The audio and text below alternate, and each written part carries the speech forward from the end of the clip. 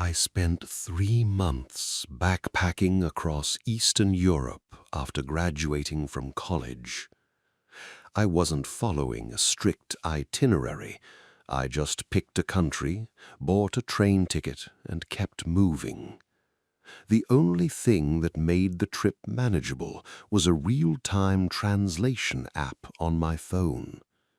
I don't speak Romanian, Serbian, Bulgarian, or Hungarian, and outside the major cities, very few people spoke English.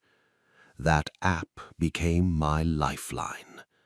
I'd point my phone at menus, road signs, or conversations, and within seconds it translated everything perfectly. By the second month, I trusted it completely. That trust almost got me killed. One rainy evening, my bus dropped me off in a tiny mountain village that wasn't even listed on most tourist maps. Fog rolled between the old stone buildings, and nearly every storefront had already closed for the night.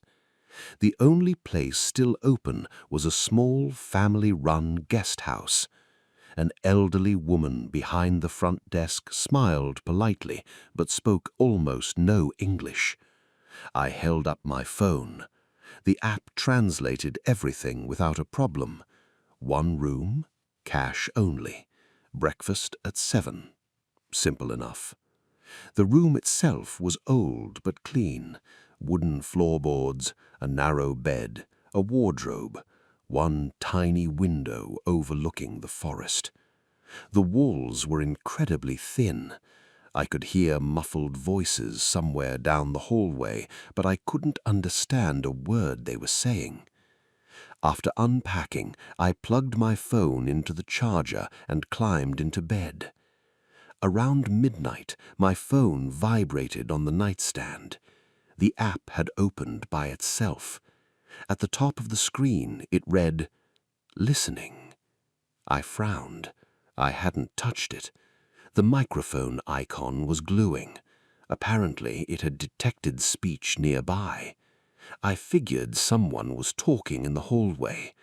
Then words began appearing on the screen. "The passport is a match." I froze. Another sentence appeared. "Make sure the cut is deep enough so it doesn't stain the floorboards." Every muscle in my body locked up. I stared at the phone, waiting for the next translation. Nothing. The room had become completely silent. No voices, no footsteps, just the sound of rain tapping against the window. I looked closer at the app. Something didn't make sense. Normally, whenever it detected speech, a small audio meter bounced with the volume. Now the meter was perfectly flat, not a single movement. The app wasn't receiving sound, yet new words continued appearing. "Hide the bag before sunrise." "We'll tell the police he left before dawn." A wave of nausea hit me. I checked the microphone permissions. Everything looked normal. I closed the app. It reopened by itself. More translated text appeared. "Someone is coming." My heart started pounding. I grabbed my backpack and quietly walked to the door. Before opening it, I looked through the peephole. The hallway was empty. I waited. Nothing moved. Then my phone vibrated again. A new sentence appeared. "He's looking through the door now." I stumbled backward. There hadn't been any voices. Nobody had spoken. Then another line appeared. "Don't let him run." That's when I noticed something I hadn't before. A timestamp in the corner of the screen. Not today's date, 8 years earlier. The app wasn't translating live speech. It was somehow replaying recorded audio from inside this room. conversations that had happened years ago. My mouth went dry. If that was true, then whoever they were talking about had stayed in this exact room. A loud knock echoed through the hallway. 3 slow knocks. Not frantic, not impatient, measured, deliberate. I looked back through the peephole. An elderly man stood outside my door. He smiled warmly. In one hand he held a folded towel. With the other he gestured toward the door as if offering fresh linens. My phone vibrated one final time. Don't answer. He isn't alone. The old man remained perfectly still. Then, without knocking again, he slowly stepped sideways, out of view. I waited several seconds before checking the peephole again. He was gone. But at the far end of the hallway, barely visible through the dim lights, stood 3 silhouettes, completely motionless, watching my door. I didn't sleep that night. The moment daylight broke, I climbed out the window with my backpack and hiked nearly 6 miles to the nearest town before finding another bus. A week later, curiosity got the better of me. I searched online for the guest house. It had permanently closed several years earlier. The owner had died. The building had been abandoned ever since. And according to every travel forum I could find, no buses had stopped in that village for almost a decade.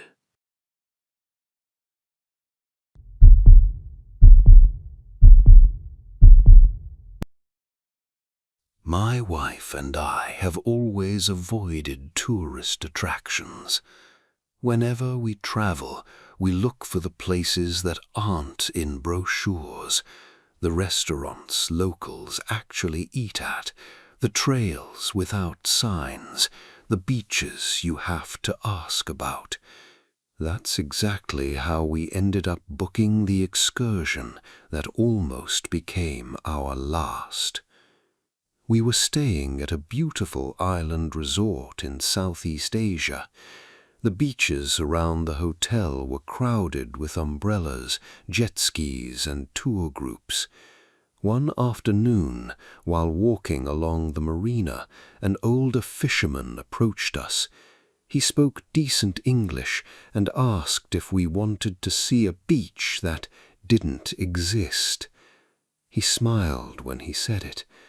No tourists, he promised, no hotels, no crowds, just paradise.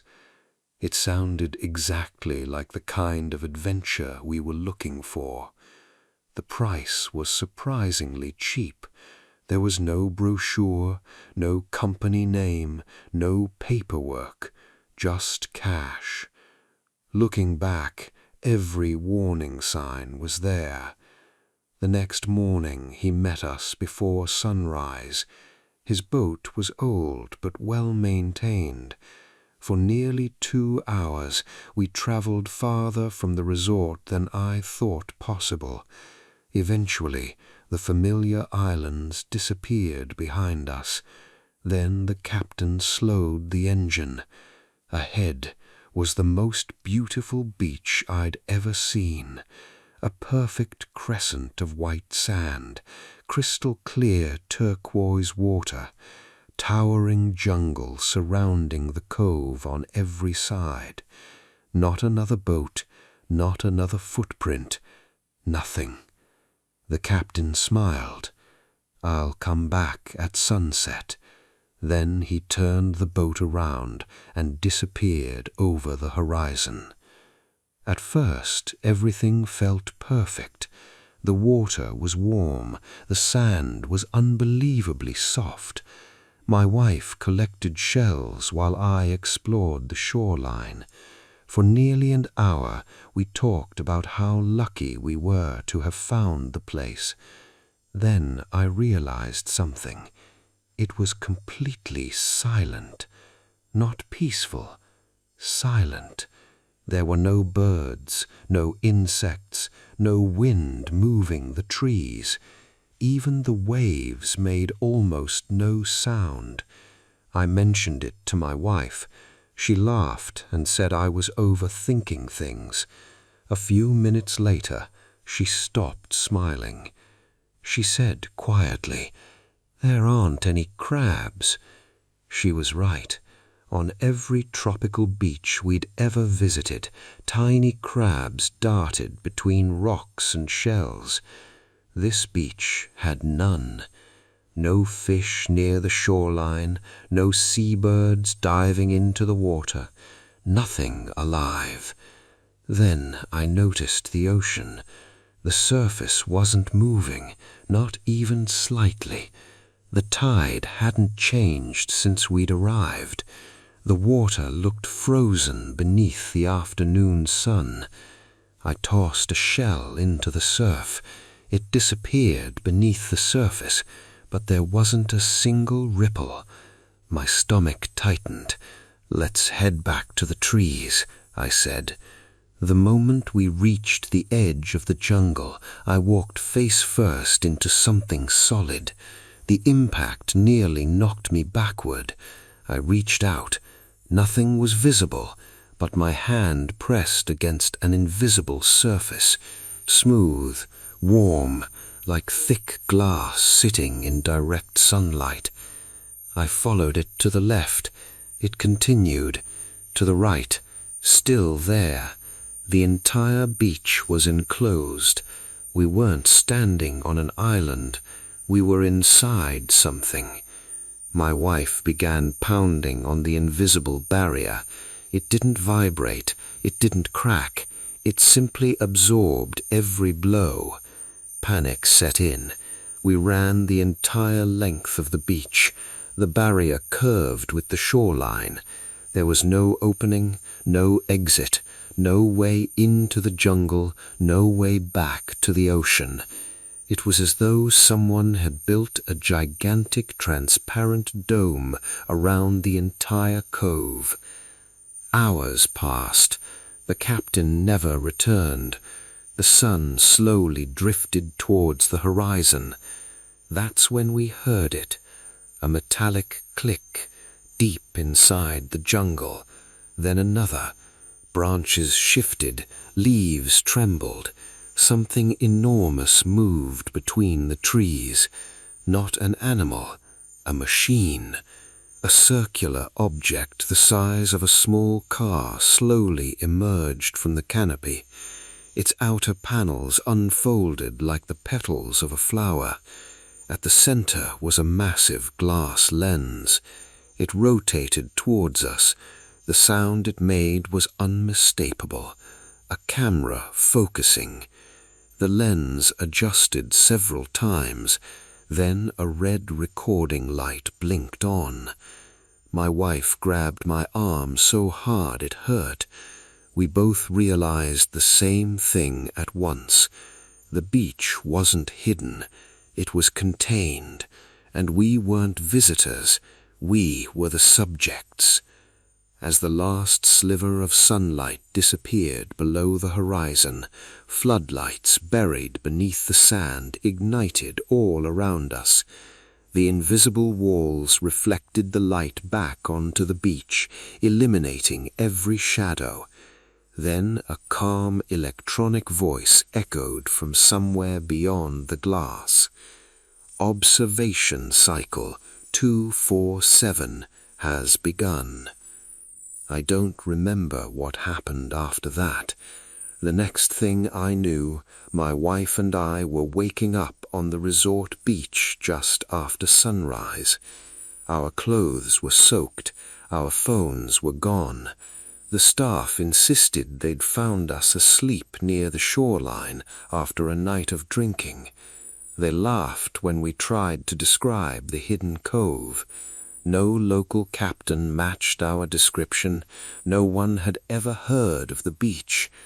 But when I unpacked my suitcase before flying home, I found something buried beneath my clothes. A glossy photograph taken directly above. It showed my wife and I standing alone on that perfect crescent beach. On the back, stamped in neat black letters, were 5 words: subject response, fear level, acceptable.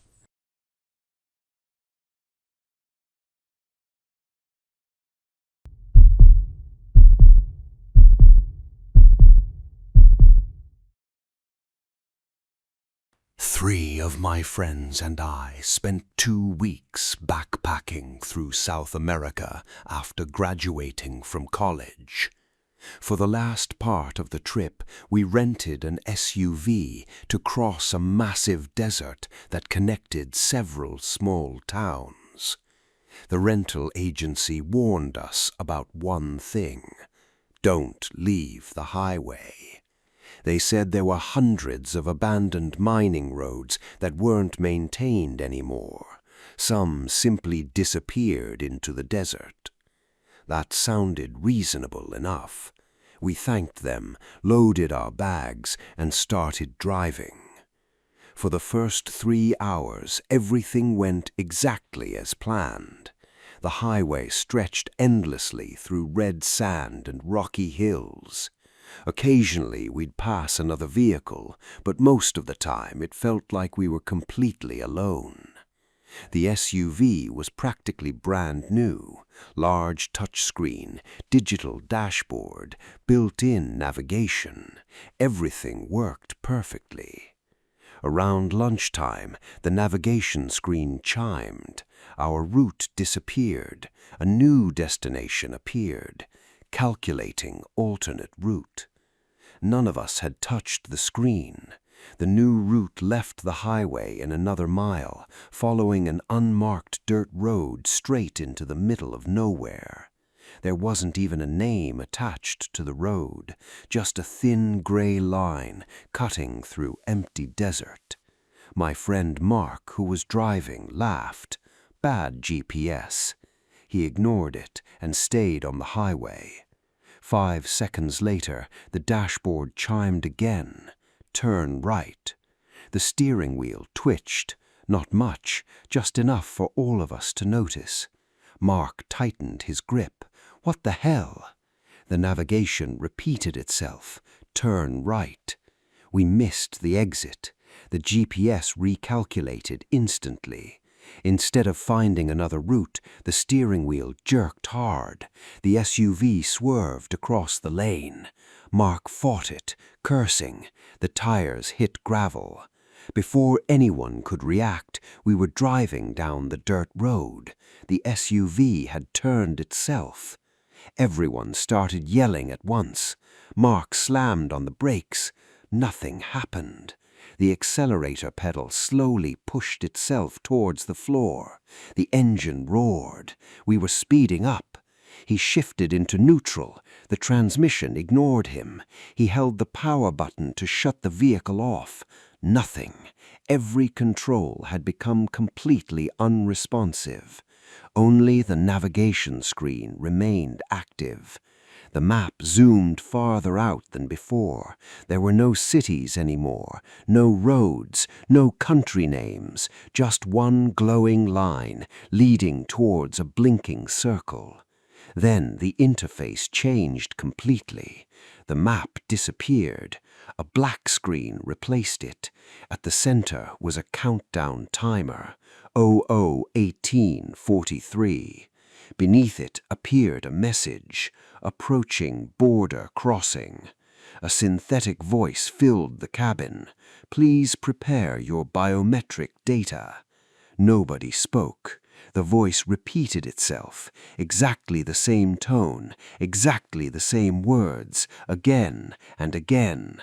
Mark tried smashing the touchscreen with his fist. The glass didn't even crack. Our phones had no signal, no GPS, no satellite connection. Outside, the desert began to look wrong. At first I thought it was heat shimmer. Then I noticed entire hills repeating. The same rock formation appeared 3 times. The same dead tree stood every few hundred feet. Perfect copies. The horizon flickered like pixels refreshing on a screen. The farther we drove, the less real everything became. The sand flattened into enormous geometric squares. The mountains dissolved into wireframe outlines before filling themselves back in. The sky briefly glitched. For less than a second, it became black, covered with thousands of tiny white dots arranged in perfect rows. Then it returned to blue. Nobody said a word. We were too terrified. The countdown reached 1 minute. The voice spoke again. Identity verification required. Suddenly, the cabin lights switched on. Thin red beams scanned across our faces, one by one, like airport security. Each scan ended with a soft chime, except mine. Mine produced a loud error tone. The dashboard displayed a single sentence, subject not recognized. For the first time since leaving the highway, the vehicle slowed down. The steering wheel unlocked. The brakes worked again. Mark slammed the pedal to the floor.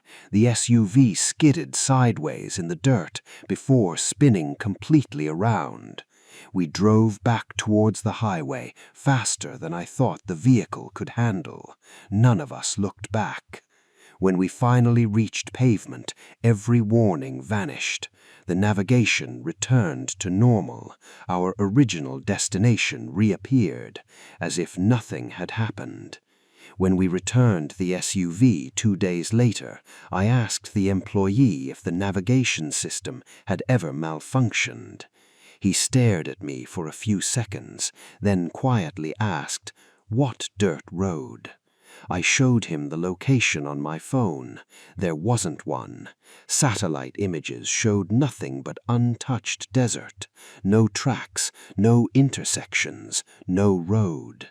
As we were leaving the office, I glanced through the service garage. The SUV was already connected to diagnostic equipment.